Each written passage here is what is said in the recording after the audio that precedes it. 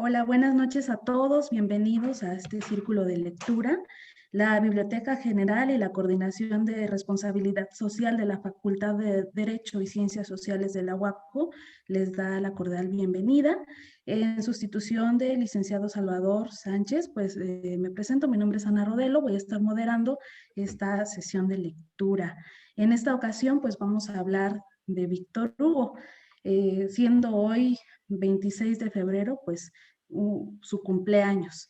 Y para hablarnos de este maravilloso autor, pues tenemos a su tocayo, al maestro Víctor Hugo Cruz Vargas, que yo le agradezco muchísimo que haya aceptado esta invitación.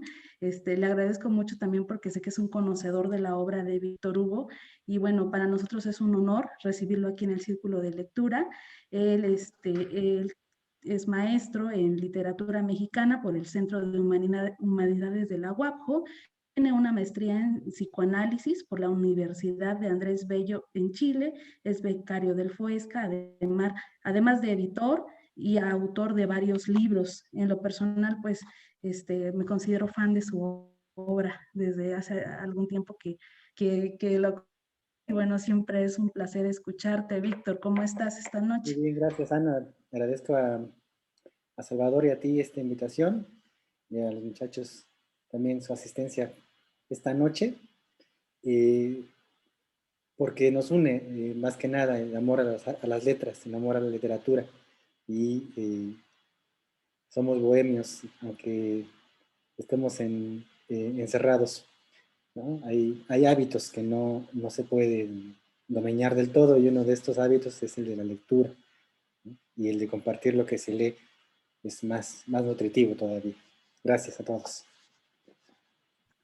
Así es, Víctor. Pues gracias a ti y a todos los demás que nos acompañan esta noche, a Luis, gracias, el encargado de la logística y la parte técnica, a Cristi, a Jesús, a Florian, pues muchas gracias por acompañarnos. Víctor, ¿qué te parece si comenzamos a platicar sobre tu tocayo Víctor Hugo esta noche?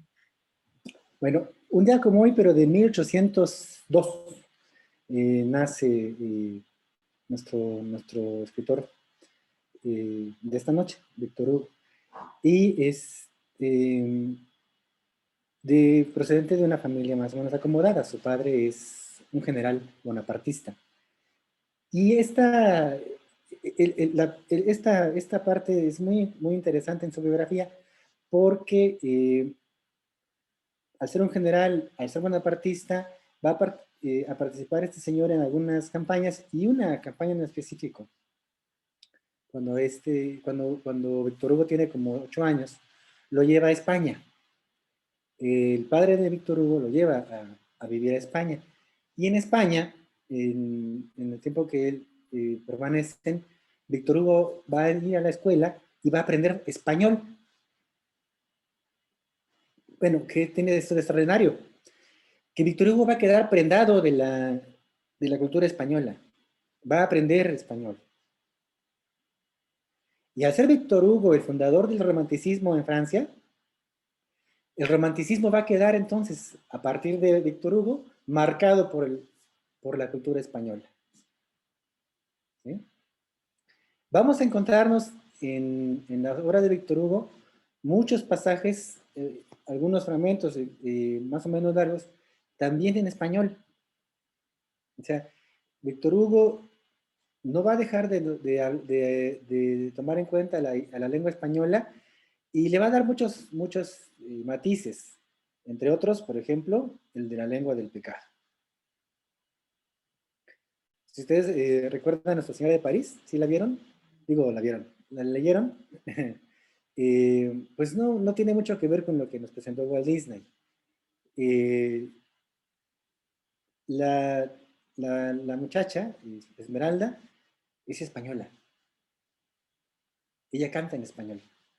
Ella seduce en español. Y va a seducir no solamente al jorobado, sino también al ministro de la iglesia. Pero no solamente, ¿no? También a un capitán. O sea, es una femme fatale. Que no es que no la hace mala, ¿eh? Porque si ustedes contemplan esa obra, van a ver que no es la maldad el pecado. Y que los personajes más iracundos y más aparentemente rectos son los más viciosos y son los más hipócritas. Yo les quiero recomendar que si en algún momento pueden, busquen ustedes en YouTube una charla que da sobre Víctor Hugo Mario Vargas Llosa. Yo no comparto muchas posturas políticas de Mario Vargas Llosa, discrepo de sus posicionamientos, sin embargo, no dejo de pensar que es un escritor y que es un gran lector. Y cuando habla de literatura, y cuando en este caso nos da una conferencia de Víctor Hugo, nos da un paseo histórico sobre muchos aspectos de la vida de Víctor Hugo, no solamente en cuestiones literarias, sino también en cuestiones económicas y hasta sexuales. Y nunca deja de ser interesante. Y nos da muchos datos sobre Víctor Hugo, entre otros, por ejemplo, que después de Shakespeare es el escritor más estudiado. O sea, es el segundo escritor del que hay más tratados, tesis, estudios, ensayos, solamente abajo de Shakespeare. Y eso ya es decir, dado que hay por lo menos 2 siglos de diferencia, ¿no?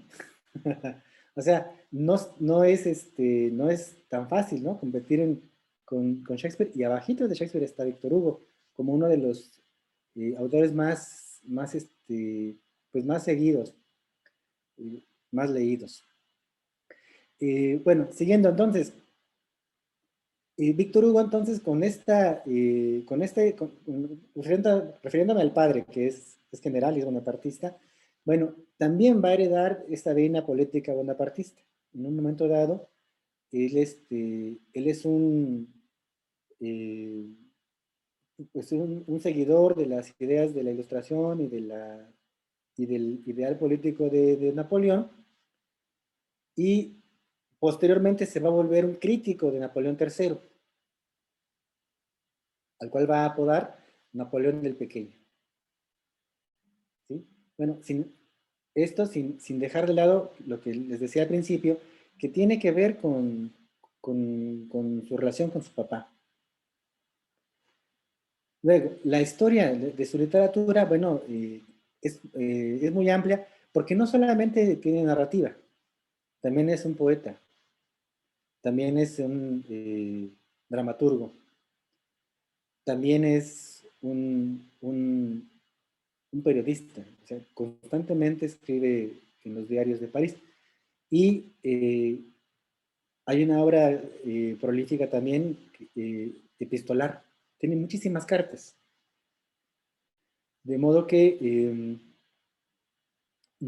como constantemente surgen documentos, su biografía no está terminada, ni su epistolario, ¿no? O sea, seguimos eh, cada cierto tiempo conociendo nuevas cosas de Víctor Hugo. Uno de los datos, o una de las facetas más deslumbrantes también de Víctor Hugo, y que no es precisamente relacionado con las letras, es que es un gran dibujante y un grabador. Si ustedes googlean, van a encontrar en imágenes dibujos, litografías de Víctor Hugo, castillos y pueblos. Entonces, quienes han visto esto dicen, ¿no?, que perdimos a un gran pintor. No perdimos a un gran pintor, ¿no? Más bien tenemos al gran escritor que es Víctor Hugo, y que sigue siendo tan actual como cualquiera de los grandes escritores de la historia, porque, y en esto coincido con Italo Calvino, ¿ya? Es un clásico en el sentido de Calvino, Italo Calvino, que dice que un clásico es lo que, habiendo sido novedad una vez, continúe siéndolo siempre. Si ustedes revisan, ustedes ven un texto de Víctor Hugo, van a ver cómo su narrativa, su poética, son actuales, por los temas por los temas que escribe y por cómo escribe sobre esos temas. Porque todos podemos hablar del amor, pero a veces no siempre nuestro tratamiento del amor sea perdurable, ¿no? Voy a poner un ejemplo. Va a quedar grabado, ¿eh? Así que asumo el dato que voy a decir. Hay un personaje de televisión se dice, que se dice escritor. Se llama, se decía, porque ya falleció, y su nombre es Roberto Gómez Bolaños. Independientemente de que haya quien lo admire, respetable será. Pero el señor dice que es escritor, dice. Y escribió un libro, bueno, escribió varios, pero publicó un libro que se llama Y también poemas. Ya desde el título, pues es bastante presuntuoso, ¿no? Escribo tanto y escribo tan bien, que hasta poemas, ¿no? Escribo. Dentro de ese libro hay un poema que se llama Para Florinda Mesa. Léanse el poemita y a ver si coinciden con su visión del amor. Lean ese poema y díganme si ustedes se lo pueden dedicar a una muchacha o a un muchacho del cual estén enamorados. No. Ese poema es para que lo lea exclusivamente Florinda Mesa y no debería estar publicado. No. Distinto el poema, por ejemplo, Te deseo, de Víctor Hugo. ¿Sí lo han visto? Porque ha aparecido publicado en muchos muros de Facebook, en muchos muros en muchos blogs, ¿no? Te deseo que tengas enemigos, te deseo que tengas amores, o sea, ese deseo es un deseo que traspasa la barrera del tiempo y de la persona. No sé si Víctor Hugo se lo dedicó a su segunda amante, no importa, es universal. Y pensándolo más allá, pareciera una carta que nos llegó a nosotros, que en algún momento Víctor Hugo allá en Francia, en París, o en España, o en Bruselas, lo escribe y mágicamente llega un siglo después a tus manos. Ese sí es un poema. Ese sí se puede compartir, ese sí se puede publicar. Ese sí te dice algo. Y no esa tontería de Florinda Mesa, tu apellido resalta tu belleza. Y, o sea, no. Que las palabras rimen no significa hacer poesía.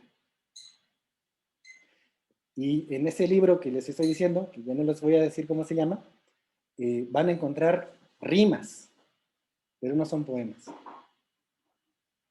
¿Sí? Y en el caso de Víctor Hugo, que además es un autor clásico, hablando de literatura, ¿no? Hablando de teoría literaria, Víctor Hugo es considerado como el último gran clásico. La novela de Madame Bovary, de Flaubert, se publicó 6 años antes que Los Miserables de Víctor Hugo. Si ustedes leen El arte de la novela de Milán Kundera, es un libro extraordinario también de ensayos y literatura y teoría literaria, se los recomiendo mucho. Van a ver cómo Kundera propone pues que Flaubert inicia la novela moderna. Y entre otras cosas, por el tratamiento que le da a su narrador, ¿no? Cómo la voz del narrador, cómo interviene. Distinto que en Víctor Hugo, que es un narrador más bien invasivo, y es hasta en algún momento interactivo. El narrador de Flaubert es más invisible y el narrador de Víctor Hugo, pues es Víctor Hugo mismo, ¿no? Hablando en la novela y metiéndose, como más o menos como lo hace también Miguel de Cervantes en El Quijote. Entonces, en algún momento dado, Miguel de Cervantes mete la narración y y no solamente interrumpe la trama, sino que se pone a contarnos otra novela dentro de la novela que tiene que ver con algo que está pasándole a él, ¿no? Y es que tiene que ver con esta cuestión de que hay un Quijote falso que está circulando, pero que no es este Quijote de que yo estoy escribiendo, porque el otro Quijote lo escribió un escritor que se llama Cide Hamete Benengeli, y este es el verdadero Quijote, ¿no? O sea, entonces, si ustedes ven dentro de la novela de El Quijote, nos vamos a encontrar varias veces la voz de Miguel de Cervantes Saavedra hablando de él mismo. En la primera parte, desde la primera parte, cuando en la famosa escena de la quema de los libros de caballería, que enloquecieron a Quijote, el, el, el amigo sacerdote del Quijote y la sobrina empiezan a quemar los libros de caballería, y entonces eh, va a tomar un libro que se llama La Galatea, y dice Cervantes, no, por favor, ese no, ese lo escribí yo y a fe mía, que es un buen libro, ¿no? O no tan malo. Y efectivamente, es un libro de poemas excelentísimo, padrísimo. Si pueden conseguirlo, también este nombre de la Galatea está presente en muchos momentos en la obra de Cervantes, ¿no? Véanlo, leanlo, van a ver que no se van a arrepentir de haberlo leído. Bueno, así como es de intervencionista este narrador, eh, así también es Víctor Hugo. O sea, Víctor Hugo también regaña al lector, cosa que no hace Flaubert, ¿no? O sea, Flaubert pareciera que nos presta, que nos deja ser nosotros el narrador. No lo escuchamos, no se entromete, no califica, no juzga. Y lo que pasa en la novela clásica, sí. Por eso entonces, eh, Madame Bovary, digamos que inaugura la novela moderna, y Los Miserables concluye la novela clásica. Entonces, hay allí dos visiones, dos formas, dos estilos, dos historias completamente distintas, personajes completamente distintos. Y luego, los personajes dentro de Los Miserables. Los Miserables es quizás la novela más eh, iconográfica de Víctor Hugo, inclusive más que Nuestra Señora de París. Porque los conflictos que nos presentan la novela son conflictos que se manifiestan todavía en este momento. Y porque los ideales de la Revolución Francesa están encarnados en el señor Jean Valjean. Y porque es posible encontrarse idealistas así en esta vida, en este instante, en este mundo. No todos los escritores o no todos los lectores se quedan con esa impresión. Es libre, es un ejercicio libertario la lectura. Yo los invito a que lean ustedes la novela de Los Miserables y vean, ¿no? La, la complejidad psicológica, por ejemplo, de Jean Valjean. Pero también la capacidad de Víctor Hugo de convencernos de la existencia de Jean Valjean. Si a mí me preguntan, ¿quién es el hombre más fuerte que has conocido? Yo siempre digo, o siempre respondería, o hasta este momento respondería, Jean Valjean.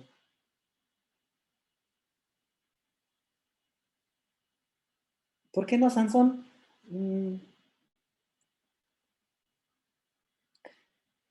Sansón mató a 100 filisteos con una quijada de burro, mata a un león con sus propias manos, tiene muchas hazañas de fuerza. Jean Valjean tiene en el libro más o menos dos, y las cuenta en contrapunto Víctor Hugo, porque en las dos ocasiones Jean Valjean, que es un hombre muy fuerte, utiliza esa fuerza para salvar una vida.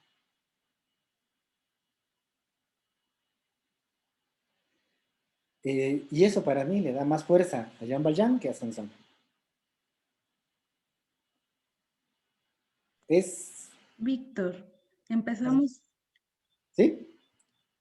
empezamos fuerte. Destrozaste la Gargajosa, ya.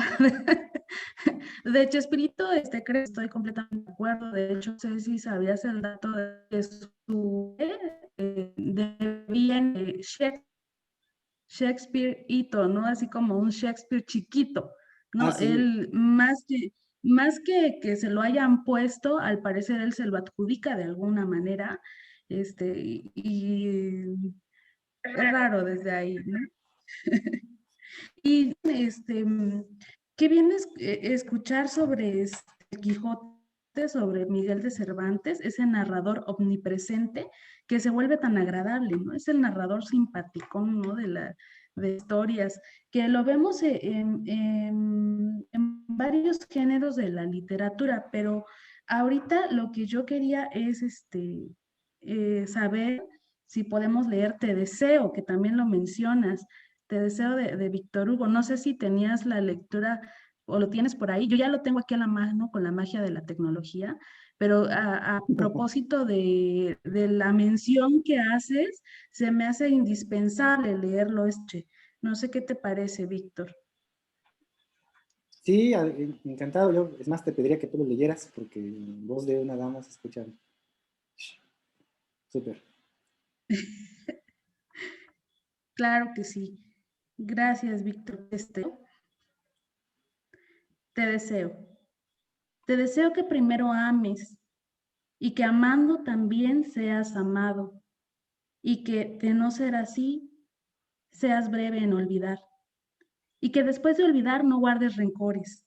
Deseo es que no sea así, pero que si es, sepas ser sin desesperar. Te deseo también que tengas amigos, que incluso malos e inconsecuentes sean valientes y fieles y que por lo menos haya uno en quien confiar sin dudar. Y porque la vida es así, te deseo también que tengas enemigos, ni muchos ni pocos, en la medida algunas veces te cuestiones tus propias certezas. Entre ellos haya por lo menos uno que sea justo, para que no te sientas demasiado seguro. Te deseo además que seas útil, mas no insustituible, y que en los momentos malos, cuando no quede más nada, esa utilidad sea suficiente para mantenerte en pie. Igualmente te deseo que seas tolerante, no con los que se equivocan poco, porque eso es fácil, sino con los que se equivocan mucho irremediablemente, y que haciendo buen uso de esa tolerancia sirvas de ejemplo a otros. Te deseo que siendo joven no madures demasiado deprisa y que ya maduro no insistas en rejuvenecer y que siendo viejo no te dediques al desespero, porque cada edad tiene su placer y su dolor, y es necesario dejar que fluyan en otros. Te seas triste, no todo el año, sino apenas un día, pero que en ese día descubras que la risa diaria es buena, que la risa habitual es sosa y que la risa constante es malsana. Te deseo que descubras con urgencia máxima, por encima y a pesar de todo, que existen y que te rodean seres oprimidos, tratados con injusticia y personas infelices. Te deseo que acaricies un perro, que alimentes un pájaro, que oigas un jilguero erguir triunfante su canto matinal, porque de esa manera sentirás bien por nada. Deseo también que plantes una semilla, por más minúscula que sea, y la acompañes en su crecimiento para que descubras de cuántas vidas está hecho un árbol. Te deseo además que tengas dinero, porque es necesario ser práctico y que por lo menos una vez al año pongas algo de ese dinero frente a ti y digas, esto es mío. Y solo para que quede claro quién es dueño de quién. Te deseo también ninguno de tus afectos muera, porque si muere alguno, puedes llorar sin lamentarte y sufrir sin sentirte culpable.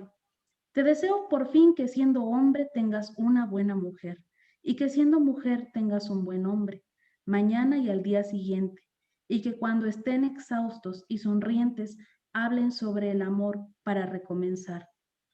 Si todas estas cosas llegan a pasar, no deseo nada más que desearte. Víctor Hugo. Yo,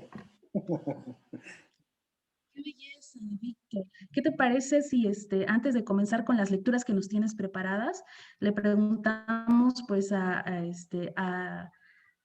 resto del círculo de lectores qué les parece Te deseo de Víctor Hugo? ¿Qué tal? Bienvenidos a los que acaban de unirse. Muchas gracias por acompañarnos esta noche. Estamos leyendo a Víctor Hugo y pues a alguien le gustaría comentar el texto. Está hermosísimo, como bien nos dice Víctor. Es un texto que siempre va a ser actual y es un texto que no habla de amor, pero es extrañamente amoroso, amable, de que se puede. ¿Alguien le gustaría participar?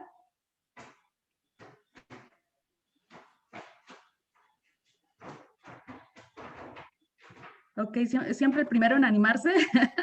Ah, yo. Orlando, adelante. Te deseo. Pues lo interesante es que jamás la deseó. ¿O si lo hizo? Pues le deseo cosas muy bellas. Le desea felicidad, le desea dinero, le desea estabilidad, le desea afectos. Y realmente siento que cuando uno desea a otra persona, hay una pertenencia malsana, puede ser. ¿Qué opinas, Víctor? sí, que como decías, ¿no? Sin ser meloso, sin decir la palabra amor, es amoroso. Y desea sin desear carnalmente. Y al final da un sesgo, da un pequeño atisbo de otro tipo de deseo. Cuando dices, si tienes todo esto que te he deseado, entonces no me resta más que desearte. Entonces, el deseo pues no significa posesión, fíjate, sino significa eso, ¿no? Tener la intención de, de preservar algo con alguien, independientemente de que esto implique o no un encuentro. Igualmente, ¿no? En Milán Kundera, ustedes si recuerdan en la novela de La insoportable levedad del ser, es toda una erótica, ¿eh? Es una propuesta hasta, hasta filosófica sobre el deseo, y nos habla durante la novela de muchas formas del deseo. Y una de estas formas del deseo se llama coqueteo, dice Kundera, y de ahí destaco mucho la definición de deseo que nos da, y dice, es la promesa de un coito sin la seguridad de que éste se presente, ¿no? Y el deseo no pasa, pues, entonces por una cuestión carnal o descarnada, sino pasa por un aspecto evidentemente subjetivo. El deseo no tiene que ver con orientaciones, sino tiene que ver con subjetividades. Y eso es lo que, entre otras cosas, nos diferencia de otras especies, que nosotros somos los únicos seres vivientes que tenemos una perspectiva desiderativa. Ningún animal lo tiene, ¿no? Un animal de cualquier especie se une con otro miembro de su especie por una cosa que se llama instinto, pero no es deseo. Y lo que nos une, por ejemplo, esta noche, lo que nos convoca esta noche, tampoco tiene que ver con una cuestión de biología, sino tiene que ver con una cuestión de deseos, de saber, de aprender, de escuchar, de compartir, y sin que eso signifique que tenga que haber forzosamente un encuentro físico de ninguna especie. Y eso Así también es, pasa Víctor, por yo el cuerpo. siento Adelante. que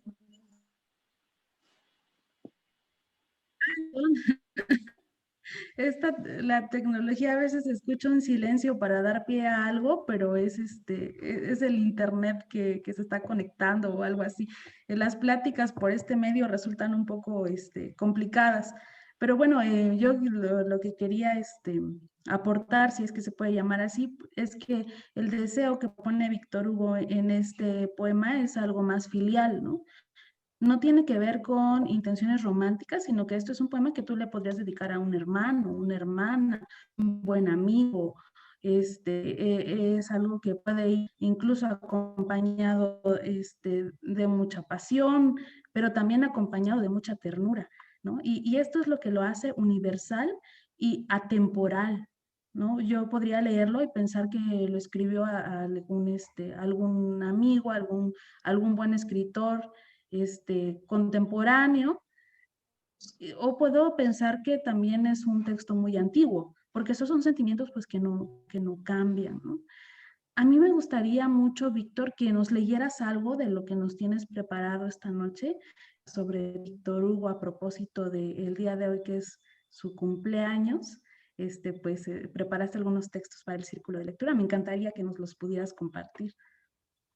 Sí, antes nada más, Luis, ¿querías participar? No, adelante, al final, no hay problema. Adelante. Manuela esa dice que quiere hablar. Pues buenas noches, ya escuchando aquí las diferentes aportaciones de cada uno de ustedes en este sentido.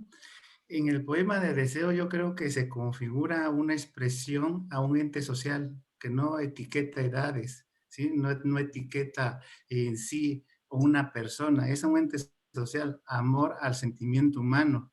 ¿En ese sentido? ¿Por qué? Porque lo expresa con esa sencillez característica de Víctor Hugo en su romanticismo, ¿no? Que nos expresa lo emotivo en el sentido de la humildad, que fortalece la parte emotiva sensitiva de un ser. Entonces podemos también relacionarlo cuando una mujer está esperando el alumbramiento de un descendiente, al igual que muchas veces se ha caracterizado, se ha catalogado que la paternidad también entra en ese vínculo un poquito más alejado y que el ser humano en el género masculino reprime un poquito la parte emotiva. Entonces, el deseo también expresa esa configuración emotiva que no tiene etiqueta humana, sino que es al ente social, mismo que da una subjetividad de emociones, ¿no? Entonces, ahí sí podemos hablar en el sentido muy característico de esa diferenciación propiedad-posesión, ¿no? Quizás a alguien confunde ese vínculo, ¿sí? Ese vínculo de emociones cuando dice, es de mi propiedad y expresa en el decir el término, te quiero, pero el querer no es lo mismo que amar. Muchas veces lo hemos escuchado en una letra tan emocionante y que quizás llega a profundizar tanto, ¿sí? Que se expresa o abonas en el decir, en el redactar y expresar más un deseo, ¿no? Entonces, en ese sentido es la aportación, compañeros, y muy buenas noches. Gracias por la atención. Sí, eso es interesante porque el deseo tiene varias acepciones. Entonces se puede entender el deseo como un anhelo, pero también se puede entender el deseo como nostalgia, ¿sí? O sea, como algo que se tuvo, pero que se perdió y que queremos restituir, que queremos recuperar. Por eso ese es un tema de la literatura, la recuperación del paraíso perdido, llevado al extremo, por ejemplo, en Peter Pan, ¿no? Un niño bueno, una persona que permanece como niño y que aún siendo niño eternamente, vive en duelo.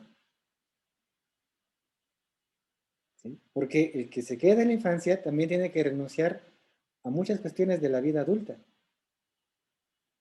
Algo así como también pasa en el tambor de hoja de lata de Günter Grass. Una novela que también recomiendo muchísimo, es muy interesante, está dividido en 3 partes. Es un niño que a los 6 años o a los 8 decide dejar de crecer y permanecerá durante muchos años como con toda la apariencia de un niño, pero con todas las características de una persona que ya tiene más años, ¿no? Su primera experiencia a los 16 años, su primera experiencia sexual, quiero decir, eh, su trabajo como comediante en una compañía de, de teatro para de variedades para nazis, sus amoríos con una artista de esta compañía, eh, con una enfermera después de la guerra, o sea, pero en un cuerpo de un niño aparentemente de 6 años. Muy interesante también, de Günter Grass, El tambor de hoja de lata. Bueno, les decía que había encontrado unos poemas y voy a empezar con este que se llama Si pudiéramos ir. Si pudiéramos ir los dos juntos, el alma rebosante de fe, con fulgores extraños en el fiel corazón, ebrios de éxtasis y dulces de melancolía, hasta hacer que se rompan los 1000 nudos con que ata la ciudad nuestra vida. Si nos fuera posible salir de este París triste y loco, huiríamos no sé a dónde, a cualquier ignorado lugar, lejos de vanos ruidos, de los odios y envidias, a buscar un rincón donde crece la hierba, donde hay árboles y hay una casa chiquita, con sus flores y un poco de silencio, y también soledad. Y en la altura del cielo azul y la música de algún pájaro que se ha posado en las tejas, y un alivio de sombra, ¿crees que acaso podemos tener necesidad de otra cosa en el mundo? Víctor Hugo.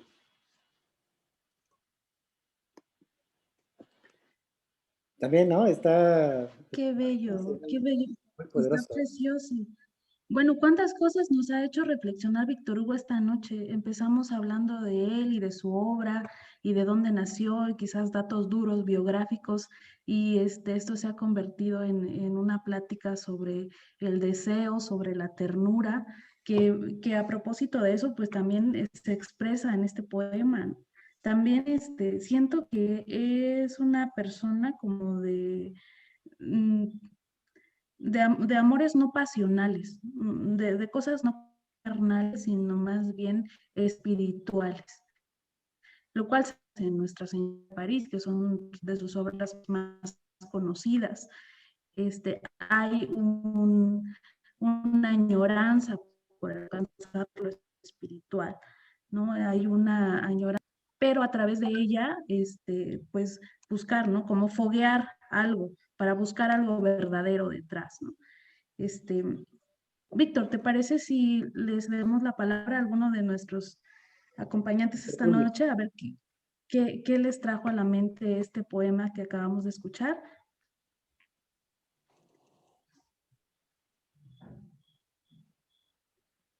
Y si no, pues seguimos con la lectura. Sí, ya de este poema ¿Verdad? destaca como en la obra de Los Miserables, o sea, eh, Víctor Hugo no idealiza. En Los Miserables no idealiza la pobreza como virtud, ni la riqueza como, como éxito, ¿eh? Exhibe los vicios que hay dentro de las más altas esferas como las más bajas. La miseria es humana, no es de clases. Entonces, y en este poema que yo les acabo de compartir, pues también se desmitifica, ¿no? Esta idea de París, la ciudad del amor, ahorita hay, en lo que estamos aquí platicando, hay protestas en París, ¿no? Hay, hay malestar social, hay leyes, ¿no?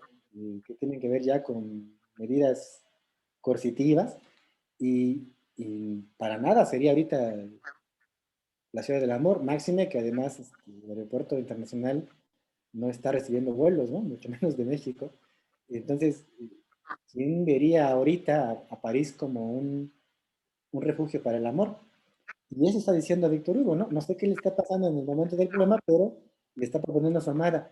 Y si nos vamos a un lugar donde hay una casa quieta, chiquita, donde crezca la hierba, ¿no? Y si hay además un viento y un cielo alto y azul, ¿qué más podemos desear? ¿Qué más queremos, no? Y no es París, o sea, definitivamente no es París la ciudad, ¿no? La ciudad ideal. Y eso también ya lo habíamos visto, ¿se acuerdan ustedes del perfume? La descripción que nos hace desde el inicio eh, eh, Patrick Schuskind, ¿cómo se llama? El actor. Sí, ¿no? Patrick El Schuskind. personaje se llama Ya Jean-Baptiste Baptiste Renaud. Bonneville, pero el poeta, el escritor, el narrador, el autor se llama, ¿cómo? Patrick Schuskind. Eh, la escena primaria es una escena de un París espantoso, ¿no?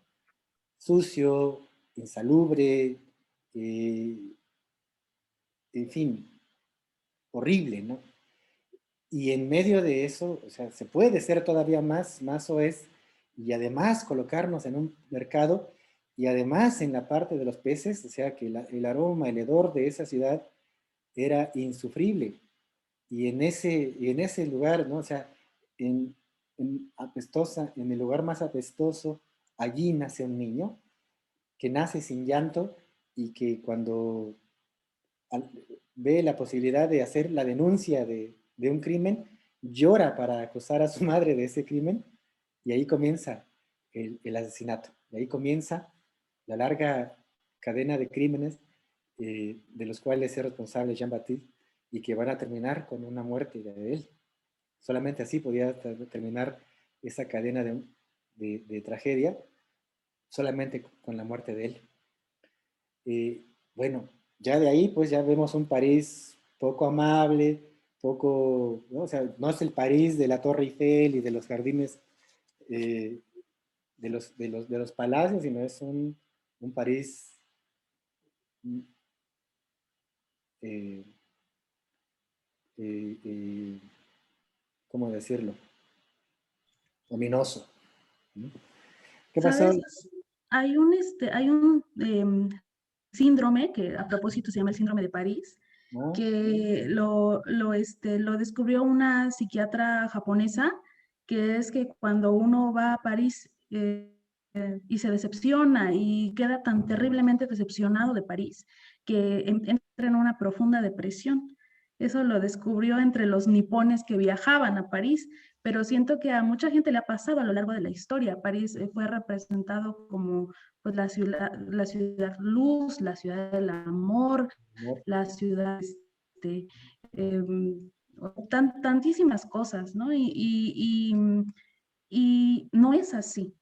Hay una gran decepción y creo que deberíamos sospechar que es un mal lugar para visitar desde las ideas que nos presentan varios autores, ¿no? Al respecto, como en el perfume, también como nos lo hace saber Víctor Hugo a propósito de París, y entre otros, ¿no?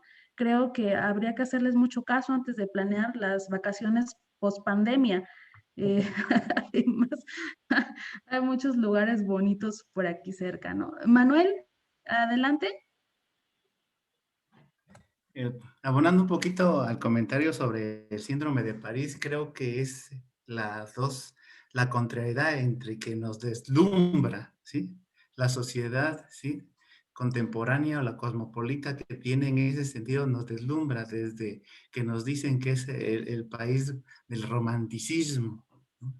Y que tiene la estructura, tiene la belleza, tiene la complejidad que nos enfoca directamente a una traslucidez de emociones, pero lamentablemente el estar presente en ella ha cambiado y desilusiona. Ese es el objetivo del síndrome de París. Y regresando otra vez a Víctor Hugo y su idealismo social, porque fue un idealista social de los movimientos que acontecieron en su momento, nos aporta en su libro llamado La Educación, nos dice ahí la implementación de valores, y es lógicamente lo que nosotros tenemos que implementar. Quizás cuando hablamos de riqueza y pobreza, la misma superación personal que sobresale ella puede tener grandes alcances. ¿Por qué? Porque engloba, ¿sí?, las ausencias, las carencias y las necesidades, mismas que se da a través de una lectura de comprensión e interpretación mucho más personalizada, porque las necesidades en la pobreza vienen adjudicadas a ausencia de valores. Ahora bien, en el comportamiento de la riqueza, pues ahí viene otros dos aspectos, sí, que es la permisibilidad y lo coloquial se dice un desperdicio social no aplicado, ¿no? Porque abundamos en una situación que no se maneja como una necesidad de triunfo, de esfuerzo. Y cuántas veces nosotros vemos o cuántos autores han hecho hincapié en eso, ¿no? La persona que se esmera y que viene de un nivel, aquí sí entraríamos a ubicar lo que se dice el clasismo, que viene de un nivel bajo y llega a lograr algunos esfuerzos, decimos es que se ha superado a sí mismo. Entonces eso es parte de la educación, ¿no? Es una parte de la educación como de una familia íntegra o de una integración social familiar. Mal confundidos nosotros cuando decimos que la educación viene desde el ámbito, ¿sí?, estoico de compartición de conocimientos llamado escuela. Eso es en el entendido que él nos comparte en un libro que le lleva por título La educación, porque si recordamos que también Víctor Hugo fue un gran político, que dio ideas, ¿sí?, al reformamiento social de Francia. Entonces, ahorita, como estaba comentando el compañero Víctor, eso es, hay una problemática y los fenómenos sociales siempre van a estar presentes y expresados a nivel mundial, mismos que van a dar pauta a expresar sentimientos, ¿sí?, en bien de una sociedad en cambio. Ahora bien, también por ahí tenemos que un otro aporte que nos hace Víctor Hugo son el derecho a la mujer, mismos que también hablamos de esa sensibilidad, porque todavía tenemos ese parámetro social de identificación, ¿no? O sea, todavía existe en este momento ese sexo débil que le dicen, ¿no? Existe el machismo, existe esa interpretación de confusión social cuando ya no lo es así, cuando los deberes sociales, las obligaciones y los derechos, y que todas las personas somos sujetos a obligaciones y derechos, se da en cualquier nación o en cualquier persona. De ahí también nos habla un poquito de la aceptación y la percepción de cómo llevar a cabo la ausencia en muerte, ¿no? Porque nos habla también de una pena de muerte, ¿no? Esas son situaciones en que se globaliza el pensamiento idealista de Víctor Hugo. No lo conocemos, pero si nos damos cuenta, también fue una persona con un gran aporte político. Entonces, cuando hablamos un poquito del sistema del síndrome de París, quizás no muchos lo pueden abarcar, no muchos pueden llegar a visitar el país, pero sí, si lo vemos a través de la doctrina fantasiosa que nos hacen, ¿sí? Hablamos ahí de la neurociencia un poquito, cuando despierta la sensibilidad o la etiqueta de esa fragancia que es comercializada internacionalmente, ¿no? Entonces, si enfocamos a esa realidad social y a esos cambios sociales, a ese análisis o a ese psicoanálisis social, yo creo que sí empezamos a comprender un poquito esa situación que muchos han expresado, ¿no? El síndrome de París nos los comparten de una forma muy fantasiosa, pero ya estando ahí presentes, creo que sí encontramos algunas desilusiones de las que ya nos tienen conceptualizados como doctrina social urbanizada. Gracias. Gracias, Manuel. Bueno, pues esta hora se nos ha ido como agua realmente platicando de Víctor Hugo. platicando de su obra y bueno, debatiendo sobre además lo que nos deja, ¿no? Leerlo. Siempre es edificante. Él, bueno, ha trascendido, ¿no? Más allá de su obra, pues se ha vuelto película, ¿no? Sobre todo Los Miserables, hace algunos años, trascendió a la pantalla grande.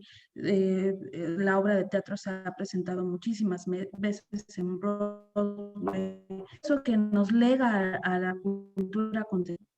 Víctor, ¿te gustaría cerrar esta lectura con algo que tú hayas escogido para nosotros acerca del autor? Sí, yo quisiera cerrar con otro poema que se llama Liz. Liz. Yo tenía 12 años, 16 ella al menos. Alguien que era mayor cuando yo era pequeño. Al caer de la tarde, para hablarle a mis anchas, esperaba el momento en que se iba su madre. Luego con una silla me acercaba a su silla, al caer de la tarde, para hablarle a mis anchas. Cuánta flor la de aquellas primaveras marchitas. Cuánta hoguera sin fuego. Cuánta tumba cerrada por acá. Que de acuerdo de aquellos razones de antaño. ¿Quién se acuerda de aquellos corazones de antaño? ¿Quién se acuerda de rosas florecidas ayer? Yo sé que ella me amaba. Yo la amaba también. Fuimos dos niños puros, dos perfumes, dos luces. Ángel, hada y princesa la hizo Dios. Dado que era ya persona mayor, yo le hacía preguntas de manera incesante por el solo placer de decirle ¿por qué? Y recuerdo que a veces, temerosa, evitaba mi mirada pletórica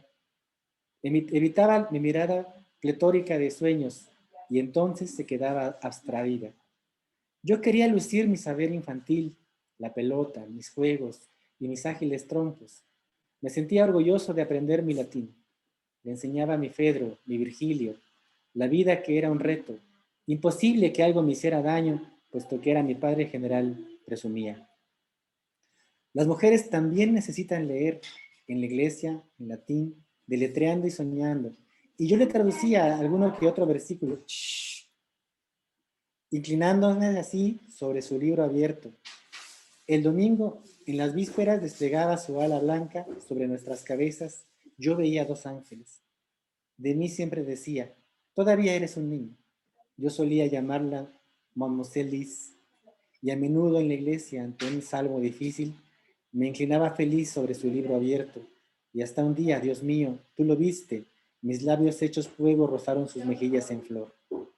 Juveniles amores que duraron tan poco, sois el alba de nuestro corazón, hechizad a aquel niño que fuimos con un éxtasis único, y al caer de la tarde, cuando llega el dolor, consolad nuestras almas, deslumbradas aún, juveniles amores que duraron muy poco. Víctor Hugo. Qué belleza y qué cercano además, que levante aquí la mano que no tuvo un amor así. En la infancia. Se enamoró de alguien mayor. Muy bien, pues es muy real, ¿no? Yo, a mí no me ha pasado, seguramente a ti sí, Víctor, pero Sí. sí estoy viendo la sonrisa por ahí, no quiero, de Florian, de Suriel, de Manuel, de Jesús también en la oscuridad, de Luis. Yo creo que a todos nos ha pasado, nos sentimos cercanos a Víctor Hugo. Y gracias por eso, Víctor, porque al final de cuentas, pues tus lecturas nos han acercado a él, nos han hecho sonreír y pensar en ese amor. A mí me gustaría que nos dieras algunas conclusiones sobre la obra de Víctor Hugo, algo que a ti te parezca importante para cerrar este círculo de lectura de hoy, 26 de febrero, cumpleaños de Víctor Hugo, tu tocayo. Mi homónimo. Pues yo concluyo con la invitación siempre de acercarnos a los textos del autor, buscarlo. Recuerdo una frase de Octavio Paz que dice, el poema encuentra a su lector. Entonces, así como nos encontramos con algún amigo, puede que nos encontremos con un poema que nos ilustre o que nos conmueva o que nos aconseje o que nos diga, ¿no? Algo, pero nos diga.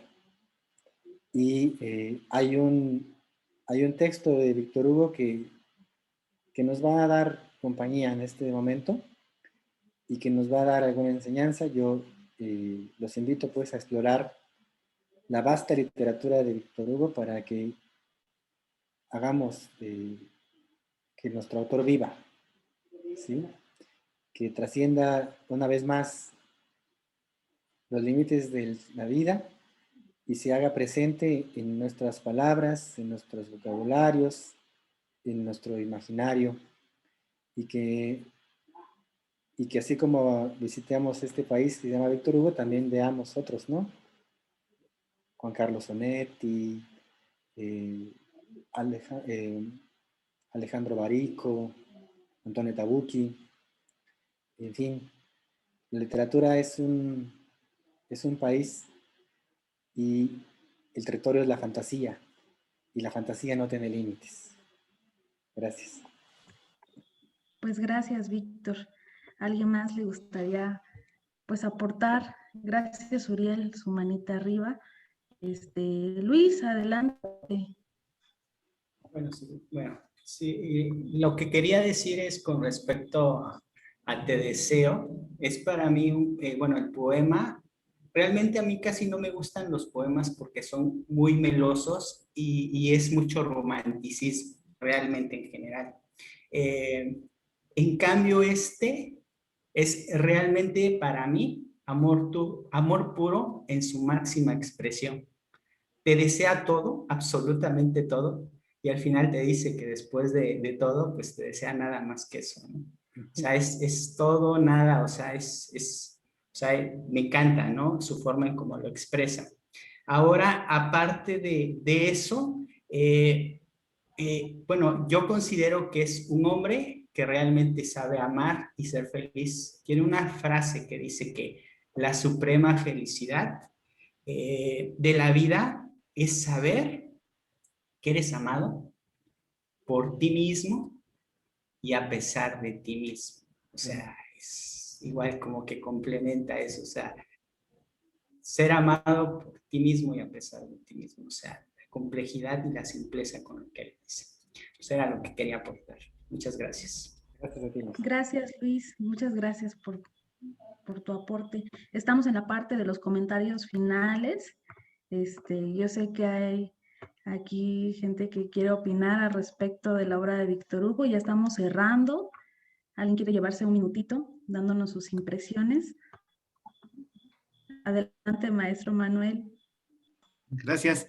Pues yo creo que aquí todos aprendimos algo. Hoy sí, acaban de ser palabras muy asertivas en el decir lo fantasioso. Y quizás yo creo que la emoción, pues, en todo momento es hecho palabra, ¿no? Toda emoción se nos refleja en una palabra. Quizás no las escribimos, pero sí las expresamos. Y cuando las sabemos expresar, igual y alguien nos las comparte de forma escrita, yo creo que nos enriquece ese espíritu fantasioso para compartirlo y entenderlo. Muchas gracias. Gracias, Manuel. Bueno, pues vamos cerrando este círculo de lectura. Yo les agradezco a todos los presentes, a Luis en la parte técnica, a Florian, a Jesús, Manuel, Suriel, Eduardo, Reina, Orlando, Celso, Tony, Tania. Por ahí se nos unieron algunos y después entran, salen por cuestiones del internet, pero bueno, todos son bienvenidos en la siguiente sesión de lectura. Ya saben que es los días viernes a las 8 de la noche. A mí me encanta estar con ustedes. Por ahora estoy sustituyendo al licenciado Salvador Sánchez, que me hace el honor de cederme este espacio en estos días. Y pues yo les agradezco mucho a nombre de la Biblioteca General y la Coordinación de Responsabilidad Social de la Facultad de Derecho y Ciencias Sociales de la UAPO, También a nombre de ellos yo quiero agradecerte, Víctor, por habernos acompañado esta noche, por habernos compartido tu amplio conocimiento de Víctor Hugo y cómo ese autor te lleva a otros. Me llevo una lista entera de recomendaciones para leer. Yo te lo agradezco muchísimo porque sé que eres una persona comprometida con la lectura y además un escritor excelente. Yo creo que ya tomaremos algún momento para escuchar tu lectura, escuchar lo que has escrito, porque se me hace súper interesante, ¿no? Entonces vamos a tomar un día especial para ello, que es bastante extenso también. Pues muchas gracias a todos, nos vemos aquí el próximo viernes y pues bueno, feliz cumpleaños, Víctor Hugo, el autor que pues nació el año de, aquí me anoté, 1802, un día como hoy, 26 de febrero. Pues muchas gracias por acompañarnos y pues damos por finalizado nuestro círculo de lectura. Gracias a todos y que pasen linda noche. Gracias. Dios. Hasta luego, buenas noches. Gracias, hasta luego. Gracias. Bye. Gracias, Elso. Gracias, Orlando. Gracias, Víctor. Hasta luego, Suriel. Hasta luego, Florian.